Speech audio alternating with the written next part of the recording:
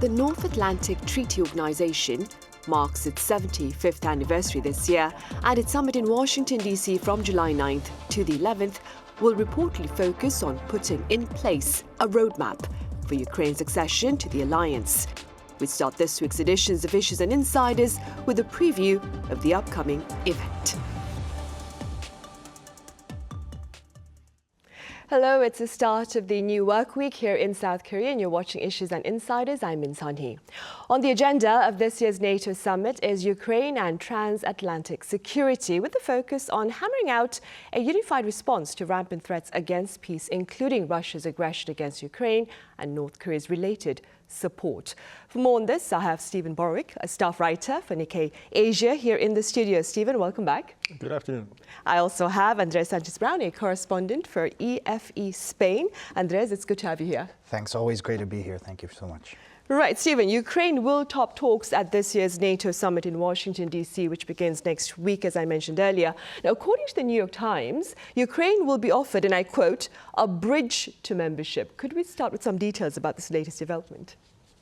Officials within NATO, I think, feel like due to some reforms that Ukraine needs to undergo, they're not quite ready for full membership. But I do think that NATO officials want to create a format that can administer and coordinate ongoing support for Ukraine. So I think what this will entail is the setting up of a kind of mission in Germany that will oversee aid to Ukraine and different kinds of management for different forms of support from NATO, from the West, kind of generally to help Ukraine fend off Russia as best it can. But this is not quite, I think it's simpler to accomplish this than to proceed with full membership. And this, more than anything, I think what this amounts to is a kind of symbol to Russia that the West is committed to continuing this form of support. A lot of military observers have speculated that really what the Putin regime in Russia is banking on is that at some point Western leaders and Western publics will tire of this ongoing support for Ukraine. They will ask, we've allocated however many millions in aid for Ukraine, but this, the front lines in this conflict are still at a kind of stalemate. The Russian aggression is showing no signs of stopping. So I think NATO wants to send the message to Ukraine that this support is going to continue, that the West remains steadfastly on Ukraine's side, and at the same time sending a message that there will be a durable kind of mechanism that will allow this to continue. And of course, the backdrop of this is that it's looking more and more likely that we will see a quite decisive change of leadership in the United States after November's election. And if former President Donald Trump retakes the office, there are real questions as to whether or not he will be committed to continuing to support Ukraine. So with this opportunity of the summit next week, it makes sense to formalize and to solidify some of this support. Right. And Andres, do you suppose that this new support pledge, if I may, or mission, as Stephen mentioned, do you suppose it's the best possible option at the moment for Ukraine against Russian aggression? I mean, what do you suppose would be the broader implications of Ukraine joining NATO as we speak? That's actually a very good question. And I do believe this is probably the best possible solution for now, I guess. Let's also think about how Russia framed its so-called special military operation in Ukraine, as it calls it, right? According to their narrative, this is actually a war against NATO. And this all happened because, NATO didn't live up to its word of not expanding towards Russia's backyards.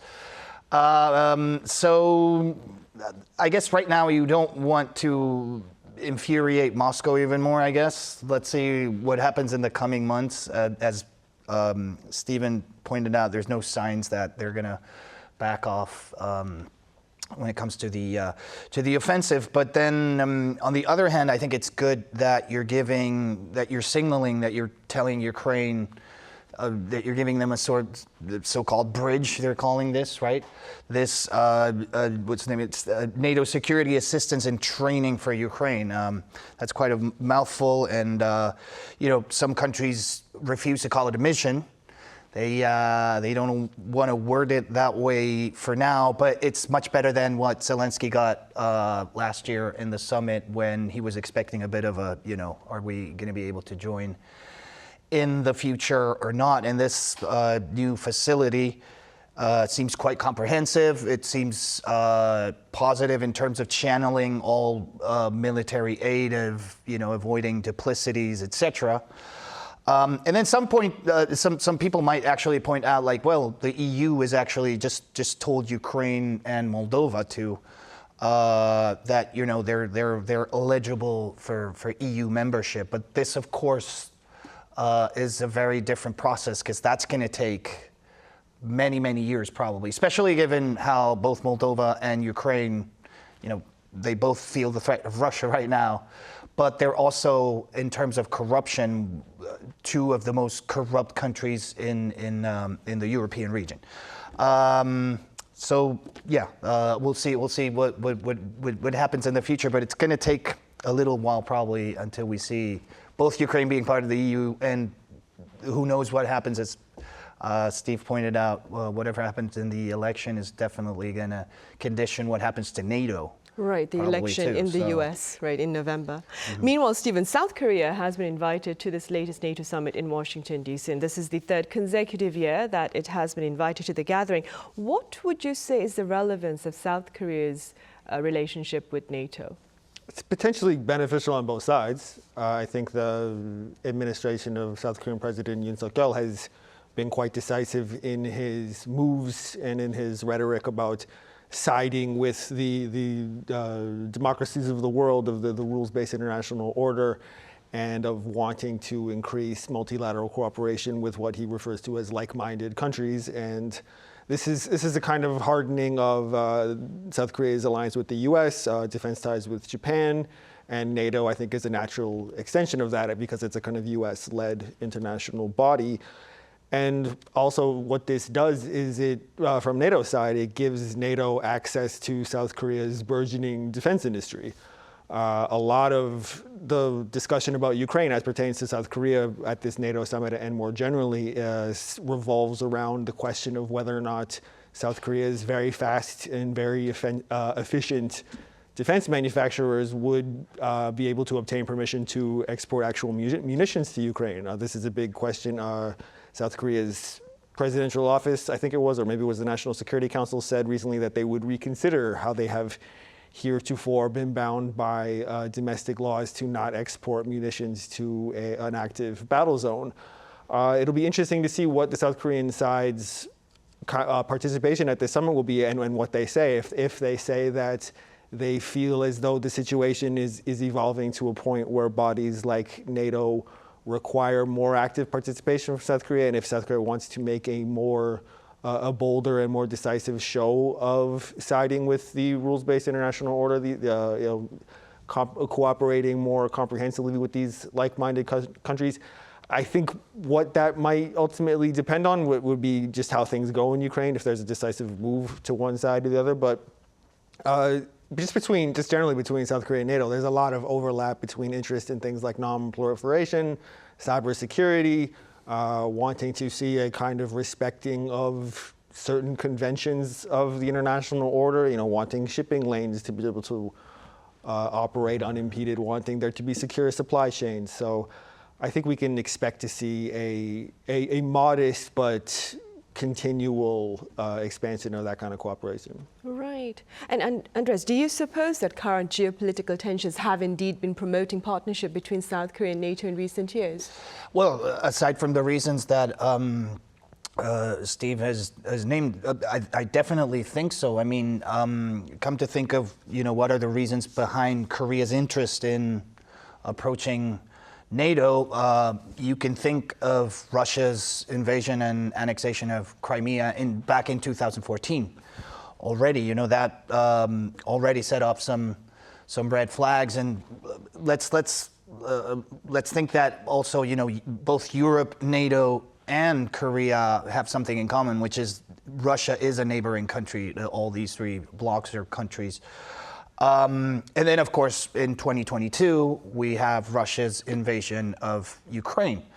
And South Korea's response, as you pointed out, Steve, was siding with Western countries in this case, joining in with when it comes to sanctioning Moscow. And I think that's another reason there, because that's where the strategic clarity in terms of foreign relations policy of the Yoon government plays in. The fact that Korea has decided now that it's all in for countries, supporting countries that have shared values such as democracy or respect for the rule of law. On the other hand, what's in it for NATO aside from defense industry, as you've mentioned, Steve? I think in general, NATO has been advocating for like an outreach towards the Asia Pacific region since the war in Ukraine started. And now I think there's another extra reason for both sides to come closer together, and that is this strategic alliance treaty that North Korean leader Kim Jong-un and Russian President Vladimir Putin signed in Pyongyang like 10 days ago, right? There's a clause in the treaty stating that both countries will give each other assistance, whatever that means, of course, in case one of them is attacked. And of course, President Putin mentioning that this opens the door for more potential military cooperation aside from what we've seen already, which is North Korea sending millions of artillery rounds to Russia so that it can use them in Ukraine. That, of course, fuels even more concerns. If these two are going to start arming up each other even more, it's going to make security landscape in Europe look much worse, and it's going to also look worse in the Korean Peninsula and Northeast Asia. So I think it's funny because they publicized this treaty as a bit of a warning, like, we're tired of this world order led by the U.S. and its allies, so we can draw up our own alliances too. But I think it might actually end up backfiring in that sense. I think things like this actually tend to solidify this idea of a, let's say, Western democracy slash democracies in Asia Pacific bloc. So that's it. I think right now, there's even more chances of countries like Korea or Japan eventually in the future joining NATO or strengthening their relationship than there was 2 weeks ago before Russia and North Korea signed this treaty. Right. And staying with this defense deal signed between Pyongyang and Moscow mentioned by Andres, Steven, what are your thoughts on the prospects of North Korean troops being deployed to fight side by side with Russian soldiers against Ukraine? Before I answer, let me just say that this is all speculative at this point. Of course it is. I mean, I spent a good chunk of a day last week trying to get to the bottom of whether or not this was really happening. There are these kind of thinly sourced reports circulating. So this is just my, my own view of things at the moment. I'm skeptical that would happen for a few reasons. The first of which, soldiers at this point in the battle are not really what Russia needs. Like, Russia has a much bigger population than Ukraine does, and a key and an expanding part of Russia's strategy is just like to overwhelm the front lines of this war with just kind of bombardments of soldiers. And Russian military is kind of callous. They don't seem to really be all that concerned about. They don't seem too squeamish about enduring large-scale casualties on their own side. They seem to see that as a kind of inevitable cost of this conflict. I'm skeptical for that reason. The other big reason that I'm skeptical is it just doesn't seem very on brand with how these two countries operate. So much of what they do is under the radar. It has a veneer of plausible deniability.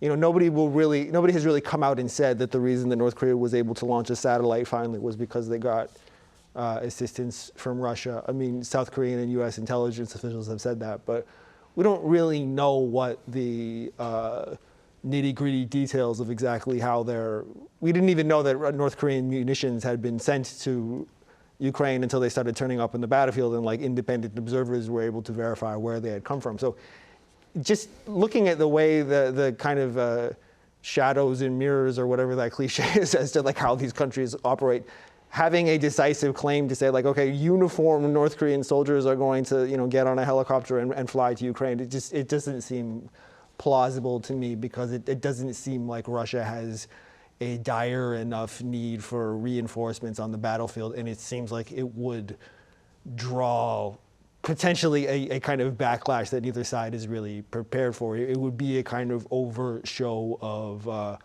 this being a real military alliance, and these two countries being like that much more concerted in fighting against the democratic bloc of the world. So I think it's very unlikely, but I've been wrong before. So. But it's a speculative topic. So, Andres, meanwhile then, should South Korea shift its support strategy for Ukraine, keeping in mind the closer military collaboration between North Korea and Russia, do you think? Well, I think Korea needs to be patient above all things. I mean, there's some analysts that have already stated like, well, this treaty between North Korea and Russia is the excuse that Korea needed to start sending weapons finally to Ukraine. But to be honest, I think there's as Steve just pointed out, there's really so little that we know about this treaty, right? There's so much obscurity surrounding it, and because of that, I think Seoul has to pay close attention into like, how is this treaty going to be implemented if we ever actually find out about implementation. It also depends, I think, we have to also pay attention to the front, like what Ukraine's situation is in the coming months. We'll see about that. But then again, I think the most important part is to pay attention to what this treaty could potentially mean. Right now, for example, we have the North Korean Workers' Party is holding this plenary. Of course, once again, covered in obscurity. They've said there's like 5 points in their agenda to be covered in this plenary. We don't know much else than that. It's just 5 points, whatever they are, and we don't even know if they're actually going to share. The North Korean media is going to share, but some observers say that we should pay attention because maybe the treaty is going to be discussed. So this is just the start of what the future between Russia and North Korea is going to look like. And of course, we should look at more obvious things, kind of like, trade and economic aid and stuff like that. But if in the end, let's say,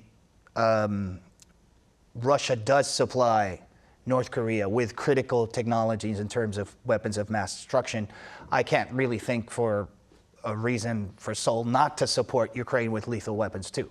Right, right. Meanwhile, Steven, this is something you touched upon earlier, and I'd like you to elaborate on it. But what might the future hold for NATO in the event of a leadership change in the US, do you think? My short answer is that I don't really know, but my longer answer is just to kind of remind us that NATO's been around for a long time, and it had shown itself to be, I think, a much more durable mechanism than a lot of people thought. I mean, it wasn't that long ago, after the Cold War, after September 11th, that people said that the nature of global conflict has changed to the point where NATO is not really relevant anymore because countries don't generally, at the time, this has changed since February 2022, but generally countries, one army did not invade another country, and countries didn't come to each other's defense in the kind of conventional way. That has changed, and NATO is probably a lot more relevant than it has been in a long time. And there's a whole part of the world that is, I think, probably more invested in the idea of collective security, particularly to defend against Russia,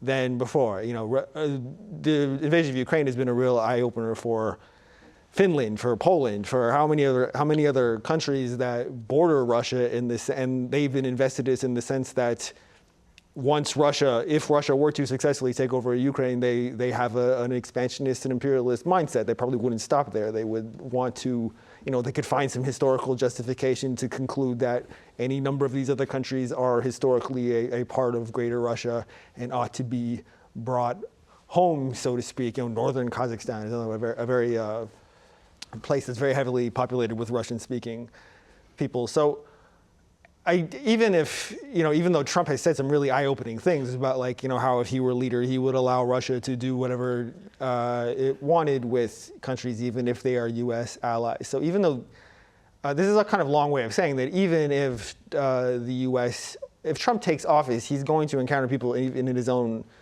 military, in his own intelligence apparatus, who are deeply invested in the idea of NATO, if for no other reason than its importance to the U.S. defense industry, which is an increasingly important part of the economy, and that no U.S. president wants to step on the toes of the defense industry too forcefully, because there's a lot tied up there. There's a lot of jobs. There's a lot of important interests that are there. So, we lived through 4 years of Trump before, and there were disruptions, and there was some upheavals, but a lot of things stayed relatively stable despite hiccups. So the optimistic take is that if he retakes office, surely there will be some friction with NATO, but perhaps on a fundamental level, things could continue as before. This is an old institution. It's an institution that has a lot of symbolic value, and it's not going to go away just because of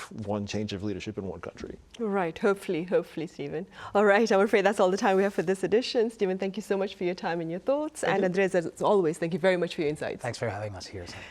Right. The annual NATO summit begins next Tuesday in Washington, D.C. this time around, and our station will be covering the related events. Thank you for watching. See you same time tomorrow.